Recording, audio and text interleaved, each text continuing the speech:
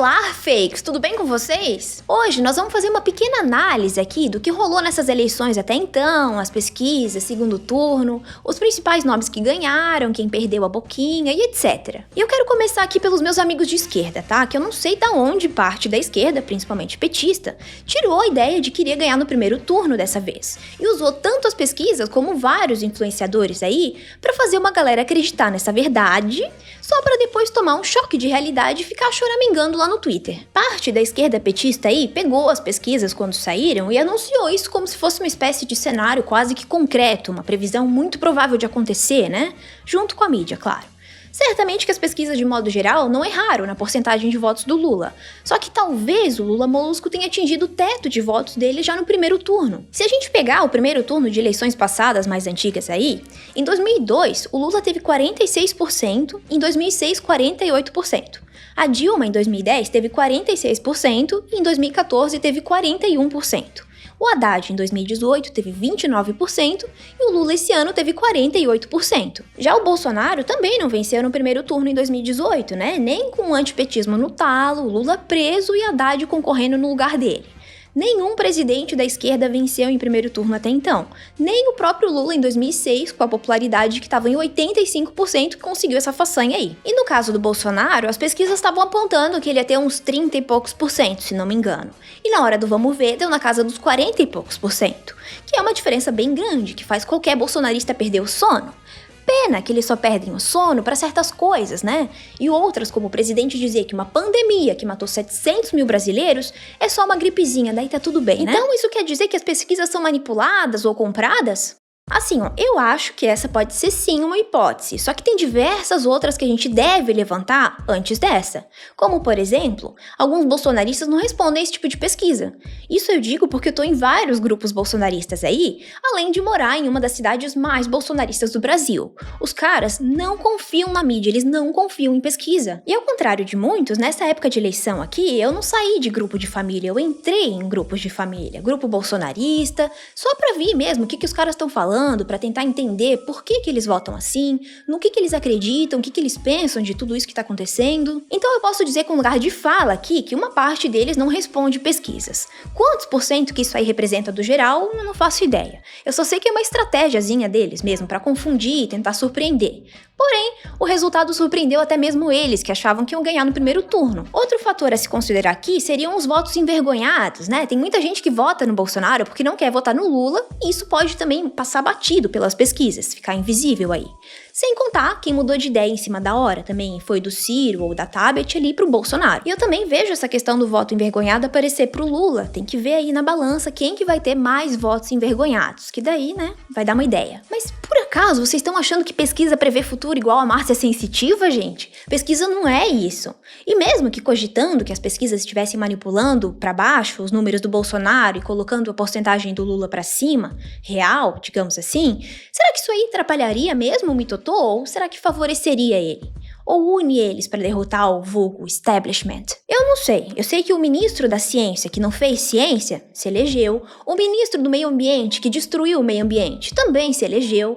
A ministra dos direitos humanos, que não liga para direitos humanos porra nenhuma, também se elegeu. E o ex-ministro da justiça, que não liga muito para a justiça, também se elegeu. Mas agora vamos falar um pouquinho aqui da parte boa, bem rapidinho pra vocês não se acostumarem.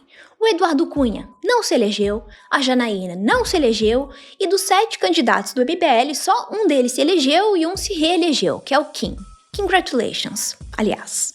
Continuando aqui, Péricles, Sofia e a Vera também foram muito bem, mesmo sem terem tido tempo de TV e não terem participado dos debates por causa de algumas regrinhas que, na minha humilde opinião aqui, precisam ser revistas junto com o sistema do debate todo ali que tá uma bosta. Ah, e não esquecendo aqui que o Adrilles não se elegeu, a Fodidelli não se elegeu, Cogos não se elegeu, Fernando Holliday também não se elegeu. Mas malucosamente, não sei porquê, o Gabriel Monteiro conseguiu eleger o pai e a irmã dele. Uma hidra de verdade, né? Cortaram a cabeça do vereador e nasceu 2 cabeças de deputado no lugar. Outro que se elegeu foi o Bananinha, só que ele perdeu mais de 1 milhão de eleitores em relação à eleição passada que ele concorreu. Porém, a família dele surpreendeu, elegendo uma boa galera aí no Senado. Para deputado também, para governador, e isso vai dar muito poder para eles agora. Agora, meus amigos, o broxonarismo vai continuar potente aqui no Brasil, até mesmo caso o broxante mito perca as eleições pro Lula. Isso porque são os seus discípulos que mantêm a prótese bolsonarista em pé, espalhando as ideias e mensagens broxantes do mito pro eleitorado. Como essa daqui, ó, do Constantino, onde ele colocou o Nordeste como Cuba do Sul, por terem votado mais no Lula. E isso é um absurdo, né? Como se o candidato Bolsonaro fosse um santo e a galera que não votou nele fosse culpada pelo Constantino não ter o seu fetiche de ver o seu candidato reeleito em primeiro turno. Mas olha, eu só acho, né, que vocês que votaram no Mitotô aí, não tiveram seu candidato reeleito em primeiro turno, não por culpa do Nordeste, e sim por culpa do Bolsonaro, que é um bosta que tirou sarro de gente morrendo na pandemia. O broxonarismo não perdeu entre os mais pobres porque eles não sabem votar, igual tem muita gente falando por aí. E sim porque o próprio Broxamor negou recentemente que existe fome no Brasil, deixando a mostra escancarada, né, pra gente, o tanto que ele se importa com a realidade dessas pessoas e o quanto ele conhece o país que ele governa. Eu acho que é por isso que o seu candidato perdeu. Isso não é culpa de ninguém além dele mesmo, né? Mas eu só acho isso aí. Quem sou eu, né? Fora que essa ideia do broxonauro aí de ganhar no primeiro turno é tão fora da realidade quanto a ideia do Lula ganhar em primeiro turno. Nem parece que o Mitotô foi responsável por um dos governos mais irresponsáveis do mundo no combate ao Covid. Além do que, o primeiro turno funciona como uma pesquisa, digamos assim, um pouquinho mais precisa. Primeiro teve um monte de pesquisas, meio que suponhando as coisas, e aí depois veio a votação no primeiro turno para ver se era isso mesmo. O segundo turno é quase que um negócio obrigatório no sistema demoniocrático que nós pseudo-vivemos. Fora que tem uma galera aí que precisa ganhar grana com a eleição ainda, né? A mídia ainda vai falar disso por mais um mesinho todo, farmar dinheirinho com debate de merda que não serve pra mais nada no formato que é hoje. Inclusive, até teve candidato aí, tipo a Simone Tebet, que contribuiu bastante com essa função de alongar um pouquinho mais as eleições, levando pro segundo turno, quando ela fez o favor de diluir votos o suficiente pra empurrar esse caos mais um mesinho, pra alegria de quem ganha dinheiro com isso, né? Nem parece que ela deve ter ganhado o empurrãozinho deles. Mas agora quem vai ficar feliz com o segundo turno são as pessoas nas quais o Lula vai ter que sentar pra negociar apoio aí. Ele já tava com uma frente ampla antes, né? Com Geraldo Alckmin de vice e outros. Ou seja, se ele fosse eleito no primeiro turno, já não seria só o Lula lá. E agora, com o segundo turno, definitivamente não vai ser só o Lula lá. Mas pra sorte dessa espécie de molusco aí, ele, melhor do que ninguém, sabe negociar com todo mundo, né?